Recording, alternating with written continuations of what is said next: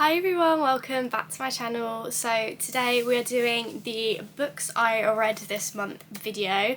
I had a bit of a slower reading month this month because I got sick for like a week and a half, so I was just not about reading. I know maybe some people read more when they're sick, I don't, because I was really like congested and like snotty and it was just not a vibe, so I was just dizzy and stuff all the time. I'm dizzy a lot of the time anyway because iron deficiency, but I was extra dizzy, so didn't get a lot of reading done this month. We have, ooh, ow, that fell on my foot. Try that again, shall we? Shall we try that again?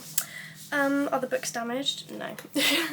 We have 3 books, just 3 this month. I did finish reading The Kiss Curse by Erin Sterling, but because I spoke about that in my last books I read this month haul, because I started like towards the end of the month, so I finished it at the start of this month. So I'm not going to talk about it again because I talked about it last month. So we're going to start with the Door-to-Door Bookstore by Karsten Henn. I keep calling this the Door-to-Door Bookseller, but that is not the name of the book. It is the Door-to-Door Bookstore, but when I talk about it, I'm like, the Door-to-Door Bookseller.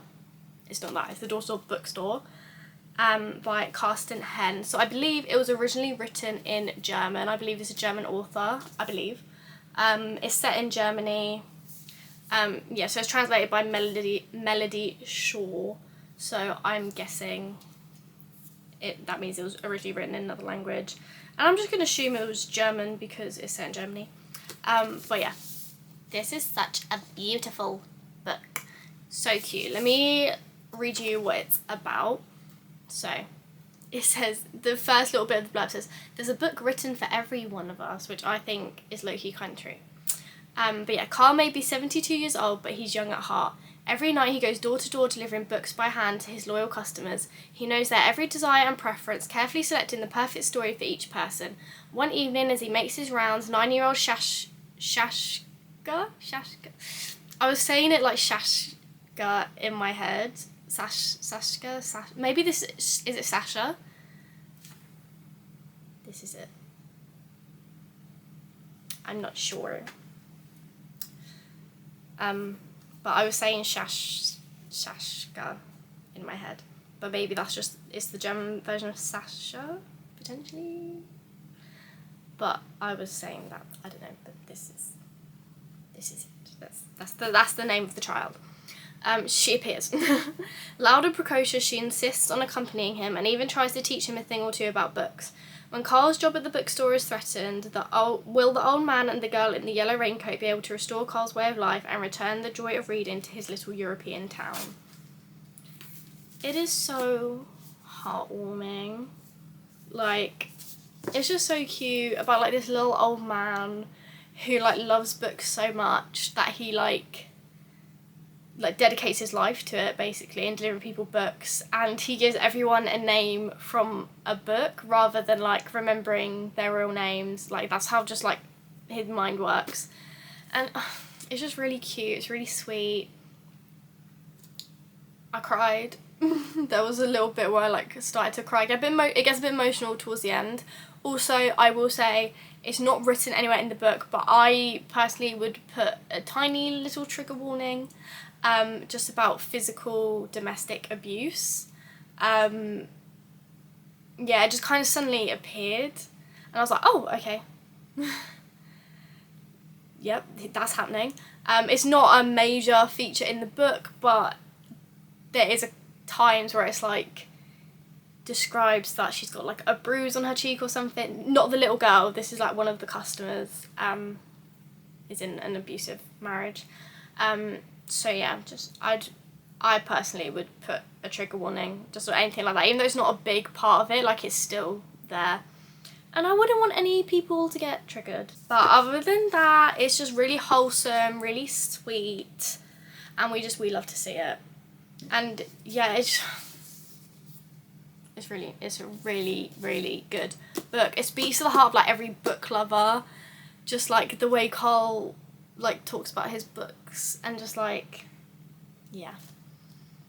If you love books, and I think I read a review and someone was like, they say there's no such thing as a bad book about books, and like it's true. So I think every book lover, like if you have an intense love of books, I think every intense book lover should read this little book right here. Next up, I have jumped on the bandwagon and I have been reading Fourth Wing by Rebecca Yarros. I know I'm so late to the party. I know I'm really late. But basically I have a co-worker who hates it. She does not like Fourth Wing. She did not enjoy it. She is like, oh, it's just a bad version of like A Court of Thorn and Roses, and A Court of Thorn and Roses is her favourite book. And she's like, it's just a bad version of that. She's like, all the books that it's inspired by, she's like, oh, it's just like the Hunger Games, like all the major trends of like YA, and it's just bashed together and it's really bad. I was like, okay. I was really intrigued because like it was hyped, and she was like, I definitely think you should read it though, so then you get to like form your own opinion and everything. And I like it. I think it's been overhyped 100%. Like people act like it's the best book ever written, and I don't feel that way about it personally. It really reminds me of the Scholomance series by Naomi Novik, which I have spoken about on my channel before. I'm pretty sure. I think I have anyway. If I have, I will link it in the corner somewhere. But yeah, I'm pretty sure I've talked about it. But it really reminds me of that, but it's no better than that. Like, it's no better written than that, or it's no better written than The Hunger Games or anything like that. Like, it's on par with all the books that it is like that. All the other books that are out there that are like it, I'd say it's on par. But yeah. But if you actually, you might not know what I'm talking about because you might not know what Fourth Wing is. So I will read you the blurb because I actually just forgot to do that. So we'll do that. Welcome to the brutal and elite world of Basquiat War College. 20-year-old Violet Soaringale was supposed to enter the Scribe Quadrant, living a quiet life among books and history. The dream. And now the commanding general, her tough as talons mother, has ordered Violet to join the hundreds of cadets striving to become the elite of Navarre dragon riders. But when you're smaller than everyone else and your body is brittle, death is only a heartbeat away, because dragons don't bond to fragile humans, they incinerate them. With fewer dragons willing to bond than cadets, most would kill Violet to better their own chances of success. The rest would kill her just for being her mother's daughter, like Xaden, I think it is. Xaden Rioson, the most powerful and ruthless wing leader in the Riders Quadrant. She'll need every edge her wits can give her just to see the next sunrise. Yet with every day that passes, the war outside grows more deadly, the kingdom's protective wards are failing, and the death toll continues to rise. Even worse, Violet begins to suspect leadership is hiding a terrible secret. Everyone at Basquiat has an agenda to sleep with one eye open, because once you enter, there are only two ways out: graduate or die. Which, again, reminds me of the Scholomance series, where it's kind of like either you die in there or you get out. Like, it is kind of like graduate or die. So that is what really reminds me of the Scholomance series. It's just this really brutal school where, like, all the kids die, kind of thing. Well, not all the kids die, but, like, a lot of kids die. So yeah, very similar to the Scholomance series in that respect. But yeah, like I was saying, it's not the best book ever, but it's also, like, I don't think it's bad, and I am enjoying reading it. So yeah, if you're curious, I would say give it a read. But yeah, just you've had two opinions: my co-worker who thinks it sucks, and then me who's like, it's good, but it's not like any better than the books that it's similar to. Whereas I feel like people are acting like this is like the new Bible and it's like the best book ever written, where I'm just like, I don't personally think that's the case. But yeah, everyone has their own opinion, and that is mine. And then finally, because it was my birthday month, I've been reading The Story of King Arthur and His Knights by Howard Pyle, my Barnes & Noble collectible edition. Oh, it's just so beautiful. Yeah, it's written in like old-timey English. Let me read you an example. Let's just read this sentence. And indeed, it is to be said that at that time there was hardly any knight in all the world who was so excellent in deeds of arms as Sir Kay. Do you know, it takes a second for your brain to be like, Yeah, accordingly, when the herald again blew upon his trumpet, each knight drew his weapon with such readiness for battle that there was a great splendour of blades all flashing in the air at once. So it's kind of, that's the vibes that it's written with.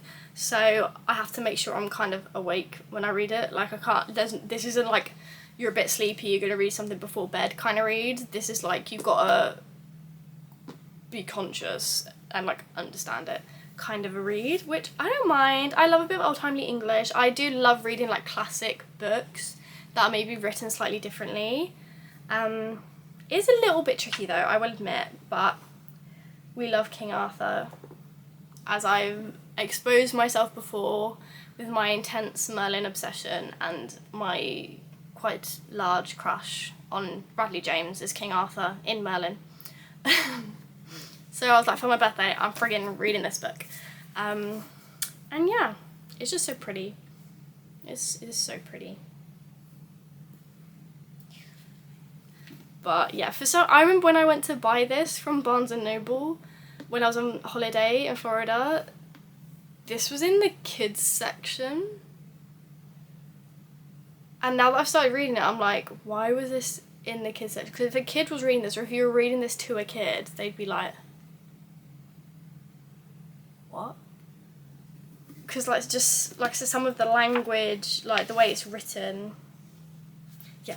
But when the Archbishop beheld the multitudes that were assembling, he said to Merlin, "Indeed, Merlin, it would be a very singular thing if among all these great kings and noble, honourable lords, we should not find someone worthy of being king of this realm." Unto which Merlin smiled and said, blah, blah, you know? Like, a kid would be like... So yeah, I don't know why it was in the kids section, but it's not for kids. But it's so pretty! I love it. But yeah, that is everything I've read this month. Yeah, very slow month, but you know, it happens. It just is what it is. Life happens. The plague strikes you down every now and then, so it is what it is. But I've really enjoyed everything that I've been reading this month. If you would like to browse these books yourselves, I will link them down below, and you can have a look-see, read some more reviews that are maybe more eloquently written than my rambling. Yeah, that is it. Thank you guys so much for watching. If you like this video, please give it a thumbs up. Please subscribe if you haven't already, and I will see you in my next video. Bye!